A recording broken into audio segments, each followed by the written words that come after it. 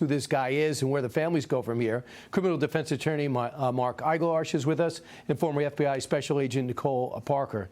Nicole, I said to you before we started, what's going to the mind of this killer? And you just say he's just psycho. There's no emotion there. There is nothing going through his mind. Literally, they say that your eyes are the window to your soul. And you just saw those clips. You look at him, he is completely soulless. You look at him, he is dead eyes. And that is something, as an FBI agent, we saw this. And we would literally call it dead eyes. People that kill others and that hurt children, they have dead eyes. They have no soul. But I have to say that these victim impact statements were so powerful, Brian. I worked through the Parkland school shooting, and I understand the grieving of these families.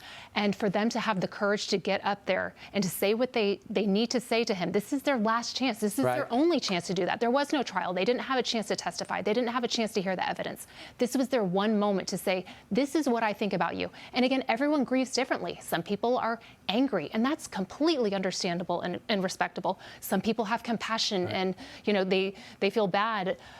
I don't care. You have the right to respond in whatever way you want as a victim and as a family member, and this was their one moment to speak their piece. Mark, you've defended killers, so you understand what it's like to actually have them shoulder to shoulder with you. Yeah. What was it like? Does this remind you of anything? Oh, it sure does. Last year, I had a case like this finally end. I looked for 4 to 5 years with my client to look for some type of remorse. He had committed a heinous crime, probably arguably at the same level or worse than this guy. He's a psychopath. This guy, my client, they don't think the way you and I do. So all those people who are demanding to hear from him, let's play that out for a second. Number one, anything that flows from this animal's lips cannot be believed. Secondly, let's say he says, all right, I'm sorry. Nobody's going to believe that. He's not sorry. If he was out again, he'd do it again.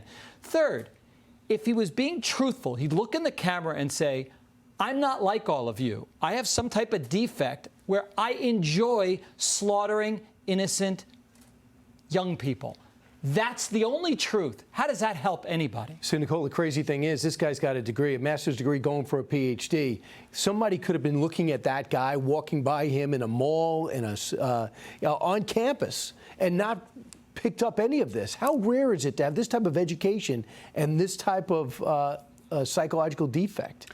He actually applied for an internship at Washington State University, and the police chief, the former police chief, talked about, he actually did a Zoom interview with him several months before this happened. He didn't detect it. And again, these people are sick. He was highly trained through his PhD in criminology. But again, there are people walking amongst us every single day, and there are evil people in this world. I will tell you, because of his mental state, because of his life, a death sentence would not have necessarily been guaranteed. It takes one juror in Idaho. They need 12 to nothing to get the death penalty.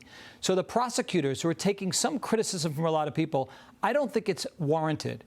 There's no guarantee that a conviction would have happened. There's no guarantee that death would have happened. And for sure, there would be no legal closure because there would have been appeals for decades. True, but we would have found out more information about a possible motivation about what went on. It might not have come out. I don't think it would have come out. All right, guys. Thanks so much. Appreciate it. Hey, it's Will Cain. Click here to subscribe to the Fox News channel on YouTube. It's the best way to get our latest interviews and highlights. And click to subscribe to the Will Cain podcast for full episodes right now.